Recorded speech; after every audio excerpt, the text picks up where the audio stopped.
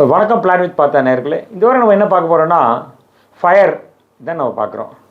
Financial independence retire early. இது பார்த்திங்கன்னா இந்த யங்கர் ஜென்ரேஷன்ட்டு இது ரொம்ப ஒரு தீயாக பரவி கிடக்கு.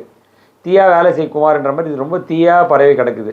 ஸோ இது நமக்கு வந்து செயல்முறை உண்டா சாத்தியமா அப்படின்னு பார்க்கலாம் நம்ம. ஏன்னா பிகாஸ் இந்த மாதிரி ஒரு ஃப்ரேஸ் எல்லாம் வந்து ஓவர்சீஸில் பயங்கரமாக ஃப்ரேம் பண்ணிவிடுவாங்க. ஃப்ரேம் பண்ணிட்டு அது பின்னாடி ஒர்க் பண்ணுறதுக்கு அவங்களுக்கு நிறைய பாசிபிலிட்டிஸ் இருக்குது. வெஸ்டர்ன் கண்ட்ரீஸு மேலை நாடுகளில் வந்து உங்களுக்கு டிஃப்ரெண்ட் பர்ஸ்பெக்டிவ்ஸ் இருக்குது. நம்மளுக்கு அந்தளவுக்கு பர்ஸ்பெக்டிவ்ஸ் இவ்வளோ நாளாக இல்லை. பட் இப்போ லாஸ்ட் ஒரு 5-10 வருஷமாக நம்மளுக்கும் அந்த ஒரு வாய்ப்புகள் நிறைய இருக்குது. நம்ம நிறைய சம்பாதிக்கணும்னா நிறைய வாய்ப்புகள் இருக்குது. அப்போ நம்ம என்ன பார்க்கலாம், இந்த ரியலாக இந்த கண்ட்ரி ஃபயரை ஃபினான்ஷியல் இண்டிபெண்டன்ஸ் ரிட்டையர் ஏர்லி இதை பண்ண முடியாமல் பார்க்கலாம். சில நேரங்களில் இந்த யங்கர் ஜென்ரேஷன்ஸ் எங்கள்கிட்ட வரவங்களாம் கேட்குறாங்க, சார் ஒரு 40-45 ரிட்டையர் ஆகிட முடியுமா அப்படின்னு கேட்குறாங்க.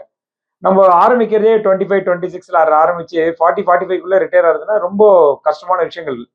எந்த கஷ்டமா இருந்தாலும் அதுக்கு ஒரு சொல்யூஷன்ஸ் இருக்கும். பட் இருந்தாலும் ரொம்ப டூ டைட்டா வச்சுக்காம நம்ம என்ன பண்ணியிருக்கோம், இந்த ஒரு 3 கேட்டகரி எடுத்து 3 கேட்டகரியில் 50 வயசுக்குள்ள ரிட்டையர் ஆனா என்ன மாதிரி சாதிக்கூறுகள் இருக்கு அப்படின்னு எடுக்கலாம்னு பார்த்துருக்கோம். அதுல பிசினஸ் பர்சன் கூட்டி கொஞ்சம் லைட் எக்ஸம்ஷன்ஸ் கொடுத்துருக்கோம். Normal business person cannot retired too early, அவங்களால ரிட்டையர் பண்ண முடியாது. இல்லாட்டி unless there selling the business.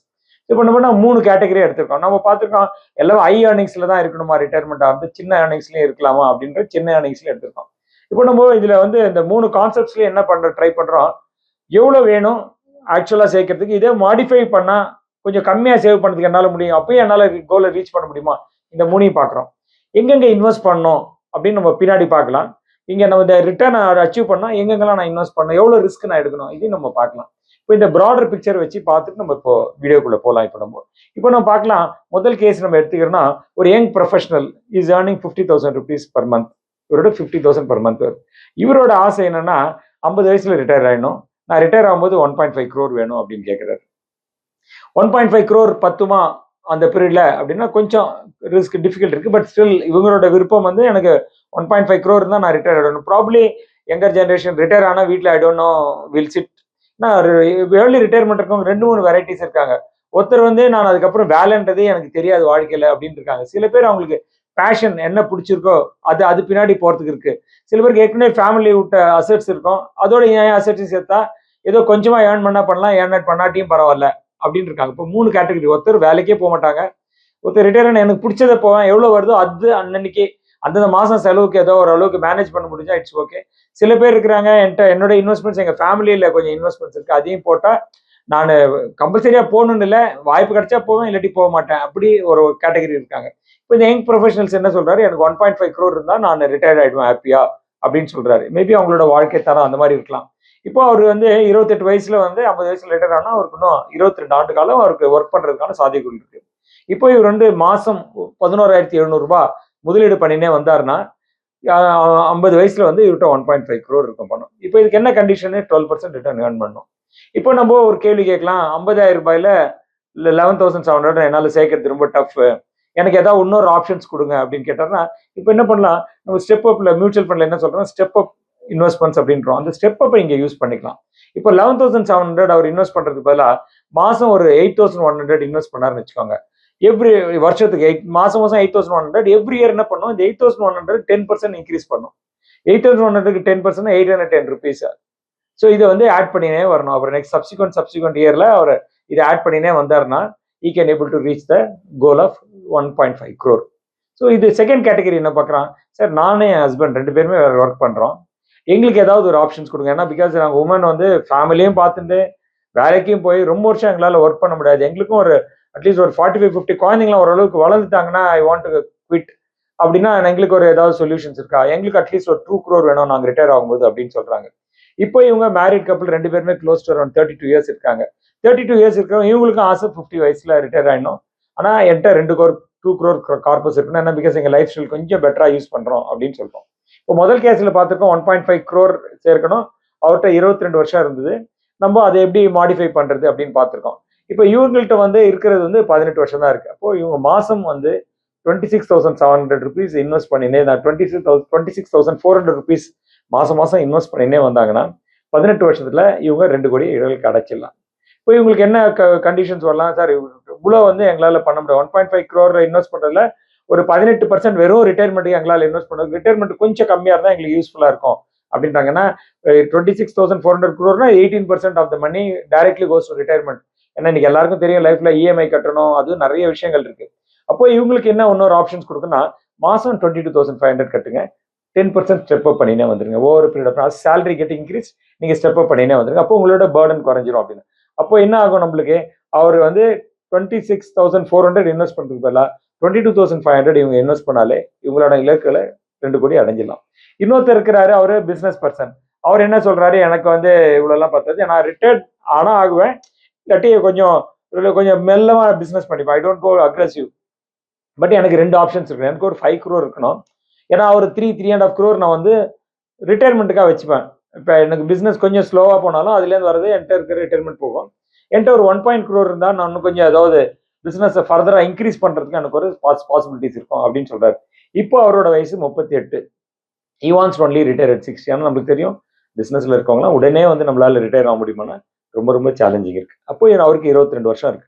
இப்போ ஒரு 5 கோடியை இலக்கு அடையணும். அப்போ 5 கோடி இலக்கு அடைய முடியுமா, அடைய முடியாது. இப்போ நம்ம ஒன்று பார்க்கணும், நம்ம சொல்ற எல்லா பாயிண்ட் வந்து எக்ஸிஸ்டிங் இன்வெஸ்ட்மெண்ட்ஸே எடுக்காம பேசுறோம். எக்ஸிஸ்டிங் இன்வெஸ்ட்மெண்ட் தான் உங்களோட பேர்டன் கொஞ்சம் ரொம்ப குறைஞ்சிரும். இப்போ சேலரியில் இருக்கிறவங்க எம்ப்ளாய் ப்ராவிடென்ட் ஃபண்ட்லாம் போயிட்டு இருந்தா அதோட இதை டாப் அப் பண்ணா இன்னும் கொஞ்சம் ஈஸியா இருக்கும். இப்போ இவர் செல்ஃப் எம்ப்ளாய்டே, இவர்கிட்ட ஏற்கனவே இருக்கிற ஆண்டர்பிரனர்னால இவருக்கு எக்ஸிஸ்டிங் நம்ம எதுவும் எடுக்கல.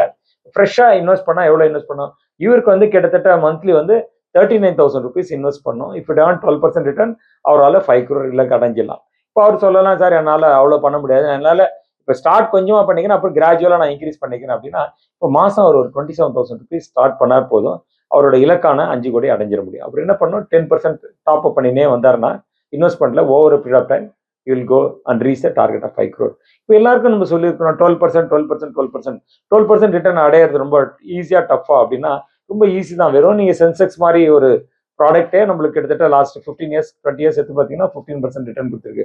பட் நாங்கள் என்ன சொல்றோம்னா, we have to go for diversified. ஒரு ஒரு லார்ஜ் கேப்பு, ஒரு மல்டி கேப்பு, ஒரு மிட் கேப்பு, ஒரு ஸ்மால் கேப்பு, ஒரு ஹைபிரிடு, இந்த மாதிரி ஒரு காம்பினேஷன்ல உங்களோட இன்வெஸ்ட்மெண்ட்ஸை பிரிச்சு இன்வெஸ்ட் பண்ணுங்க. இப்போ ஒருத்தர் ஃபார் எக்ஸாம்பிள் 15,000 rupees இன்வெஸ்ட் பண்ணும், இவர் ஃபர்ஸ்ட் கேஸ் எடுத்துக்கோங்க, 8,000 இன்வெஸ்ட் பண்ணும். 8,000 எப்படி பிரிச்சு இன்வெஸ்ட் பண்ணிட்டீங்கன்னா உங்களுக்கு ஓகே. இப்போ நீங்க செல்ஃப் ப்ரொஃபஷனலாக இருக்கிறதுனால எம்ப்ளாய் ப்ராவிடென்ட் ஃபண்ட் கொஞ்சம் இன்வெஸ்ட் பண்ணிருப்பீங்க, அது டெட் போர்ஷன் கவர் ஆயிடும். இது எல்லாமே நீ ஈக்விட்டி ரிலேட்டட் போர்ஷன்ஸ்ல இன்வெஸ்ட் பண்ணிக்கலாம். அப்போ உங்கள்கிட்ட இருக்கிற பணத்துல நார்மலா நாங்கள் அட்வைஸ் பண்றதுன்னா 100 ரூபாய் உங்கள்கிட்ட இருந்தா 60லேருந்து 70 ரூபாய் நீங்க ஈக்விட்டி ரிலேட்டட் ப்ராடக்ட் உங்க ரிஸ்க்கு ஏற்ற மாதிரி போய்க்கலாம். மீதி 30 ரூபாய் எடுத்துட்டு வந்து 20 ரூபாய் கடன் சார்ந்த பத்திரம், that's called we call debt funds அப்படின்னு சொல்றோம். பேலன்ஸ் 5 to 10% கோல்டு உங்களோட ரிஸ்க்கு ஏற்ற மாதிரி இதை பிரிச்சு இன்வெஸ்ட் பண்ணிடலாம். நம்ம அசட் அலோகேஷன்ஸ் வீடியோஸ் முன்னாடி போட்டிருக்கோம், அதுல பார்த்துருந்தாலும் நம்ம டீட்டெயிலாக சொல்லியிருக்கோம். இந்த மாதிரி ஒரு இன்வெஸ்ட்மெண்ட்ஸ்ல நீங்க இன்வெஸ்ட் பண்ணிட்டே வந்தீங்கன்னா உங்க இலக்குகளை அடைஞ்சிட முடியும். இந்த ஃபயர் ஜஸ்ட் ஃபயரா இல்லாம அந்த ஃபயரை எப்படி நம்ம கேர்ஃபுல்லா பண்ற மாதிரி ஒரு சுச்சுவேஷன் நம்மளால கிரியேட் பண்ண முடியும். அப்போ உங்களுக்கு ஃபினான்ஷியல் இண்டிபெண்டன்ஸ் ரிட்டையர்மெண்ட் ஏர்லி அப்படி பண்ணோம்னா நான் என்ன பேசிக்கான 3 பிரின்சிபலை நான் ஃபாலோ பண்ணோம் அப்படின்னு என்ன கேட்டீங்கன்னா, start early, spend wisely and invest sensibly அப்படின்னு நான் சொல்றேன். சரி, வயசுலேயே கூட நான் சொல்ல, ஏன்னா ரொம்ப வயசா நீங்க போகணும்னு அவசியம் கிடையாது. ஏன்னா உங்களுக்கு ஒரு அட்வைசரோ டிஸ்ட்ரிபியூட்டரா இருக்காங்க, நீங்க சென்சிபிளா இன்வெஸ்ட் பண்ணிட்டா போகணும். ஏன் சென்சிபிள்ன்ற வேர்டு யூஸ் பண்ணா, லாஸ்ட் வீடியோ பாருங்க, ட்ரேடிங் பத்தி என்ன மாதிரி போட்டிருக்கோம், என்ன மாதிரி மக்கள் வந்து ரொம்ப ஃபாஸ்டா நம்ம பணம் பண்ணணும்ட்டு ட்ரேட் பண்ணி எவ்வளவு பிரச்சனை தராங்க. அதனால தான் இந்த வேர்டை நான் யூஸ் பண்றேன். இன்வெஸ்ட் சென்சிபிளி பண்ணீங்கனாலே போதும், நீங்க வயசுலயா கூட பண்ண தேவையில்லை, சென்சிபிளியா பண்ணாலே பண்ண. அப்போ இந்த 3 உங்கள்கிட்ட இலக்குகள் இருந்தா, start early, spend wisely, invest sensibly, இந்த 3த்தையும் நீங்க பார்த்துனே வந்தீங்கன்னா உங்களோட இலக்குகள் வந்து ரொம்ப ரொம்ப ஈஸியாகும். அப்போ ஃபயர் ரொம்ப ஈஸியா ஆகணும்னா இதை நீங்க ஃபாலோ பண்ணி இப்போலேருந்து ஸ்டார்ட் பண்ணீங்கன்னா, இப்போலேருந்துனா இந்த வீடியோ பார்த்த நாளிலேருந்து அடுத்த நாள்லேருந்து நீங்க இந்த மாதிரி ஒரு இன்வெஸ்ட்மெண்ட் பேட்டர்ன்ல போய் ஸ்டார்ட் பண்ணீங்கன்னா ஈஸி. இப்போ சார் இதை நம்பர் சொல்றீங்க, இதுல ஏதாவது மாத்தி போட முடியும் அப்படின்னா எங்களோட வெப்சைட்டோட லிங்கை நான் உங்களுக்கு கொடுக்குறேன். அதுலேயே கால்குலேட்டர் இருக்கும். நீங்க myassetconsultation.com சைட்டுக்கு போனீங்கன்னா அங்கே ரைட் ஹேண்ட் சைடில் கால்குலேட்டர்ஸ் போட்டிருக்கோம். அந்த கால்குலேட்டர்ஸ் கிளிக் பண்ணி நீங்கள் போடுங்க. இல்லை எங்களுக்கு டவுட் இருக்கு, இதில் ஏதாவது வேணும்னா நீங்கள் கால்குலேட்டர் அப்படின்னு கமெண்ட் பாக்ஸில் அடிங்க. அப்போ உங்களுக்கு கால்குலேட்டர் பற்றி ஏதோ இன்ஃபர்மேஷன் வேணும்னு சொல்லிட்டு நாங்கள் அந்த கால்குலேட்டர் உங்களுக்கு டைரெக்டாக உங்களோட லிங்க்கு அனுப்புகிறோம். இல்லாட்டி உங்களோட இமெயில் அட்ரஸ் கொடுத்து எங்களுக்கு இந்த இதில் டைரெக்டாக ஒரு எக்ஸல் ஷீட் அனுப்பி விடுங்கன்னா நாங்கள் எக்ஸல் ஷீட்டை உங்களுக்கு அந்த இமெயில் அனுப்பிச்சி விட்ருவோம். நீங்கள் உங்களுக்கு என்னென்ன டேட்டா வேணுமோ அதை நீங்கள் இன்புட் பண்ணி அதுக்கேற்ற மாதிரி டிசைட் பண்ணிக்கிறது. இந்த வீடியோ உங்களுக்கு ரொம்ப யூஸ்ஃபுல்லாக இருந்திருக்கும்னு நினைக்கிறேன். ரிட்டையர் ஆகிறது எல்லாருக்குமே சந்தோஷமான விஷயம், அதனால உங்களுக்கும் இது சந்தோஷமான விஷயங்களா இருந்திருக்கும்னு நினைக்கிறேன். இந்த மாதிரி மேலும் சில சுவையான வீடியோக்கள் வேணும்னா எங்க சேனல்ல நீங்க சப்ஸ்கிரைப் பண்ணி ஃபாலோ பண்ணுங்க. உங்களுக்கு ஏதாவது வீடியோ வேணும்னா நீங்க கமெண்ட் பாக்ஸ்ல போடுங்க, இந்த மாதிரி எனக்கு வீடியோ இருந்தால் யூஸ்ஃபுல்லா இருக்கும். நாங்கள் அந்த வீடியோ உங்களுக்கு கொடுக்கறதுக்கான சாத்தியக்குள் இருக்குது. திஸ் இஸ் சுரேஷ் பார்த்தாதி சைனிங் ஆஃப். நிறைய வீடியோஸ் போட்டிருக்கோம் பாருங்கள், உங்களுக்கு யூஸ்ஃபுல்லாக இருக்கும்னு நினைக்கிறேன். ஸோ உங்களுக்கு ஏதாவது முதலீட்டுக்கு ஏதாவது டவுட் இருக்குது அப்படின்னா கீழே இருக்கிற நம்பரை நீங்கள் கூப்பிட்டீங்கன்னா எங்கள் ஸ்டாஃப் உங்களுக்கு ஹெல்ப் பண்ணுவாங்க. கேஒய்சி ஓப்பன் பண்ணுறதா இருக்கட்டும், இன்வெஸ்ட்மெண்ட்டுக்கு ஏதாவது சப்போர்ட் வேணும், ஏதாவது டவுட் இருந்தால் நீங்கள் அவங்களுக்கு கேட்டிங்கன்னா அவங்க ஹெல்ப் பண்ணுவாங்க. இது சுரேஷ் பார்த்தாதி சைனிங் ஆஃப்.